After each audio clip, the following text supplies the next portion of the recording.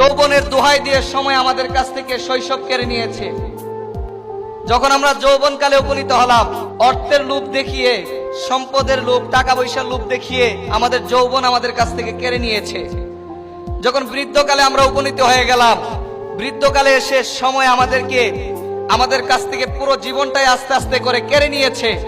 সময় আমাদেরকে এমন ভাবে আমাদের কাছ থেকে চলে গিয়েছে, আমাদের কাছ থেকে বিতাড়িত হয়েছে যে আমরা শৈশব থেকে যৌবনে উপনীত হলাম, যৌবন থেকে বৃদ্ধ হলাম, বৃদ্ধ হয়ে একটা সময় আমরা মৃত্যুর কুলে ঢলে পড়লাম। কিন্তু এই সময়কে আদৌ পর্যন্ত নিজের জীবনে বাস্তবায়ন করতে পারলাম না, ধরে রাখতে পারলাম না। কথা বলুন ঠিক কিনা? তো সেই জন্য সময় অনেক চালাক, আমরা মানুষ অনেক বোকা।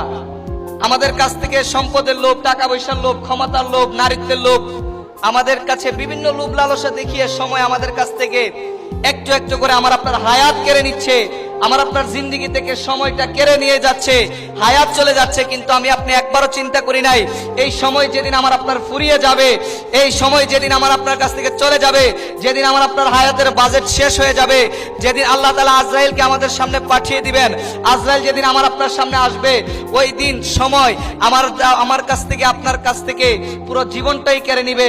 তখন আর আমার আপনার করার কিছু থাকবে। এই জন্যই সময় থাকতে নিজেকে পরিবর্তন করা দরকার। সময় থাকতে নিজেকে পরিবর্তন করতে হবে। যদি আপনি সময়ের সদ্ব্যবহার করতে পারেন, সময়ে 1 ফুর অসময়ে 10 ফুর, আপনি সময়ের কাজ যদি সময়ে না করতে পারেন, অসময়ে গিয়ে যদি আপনি লাফালাফি করেন, অসময়ে গিয়ে যদি হতাশ হন, ডিপ্রেসড হন, কোনো লাভ হবে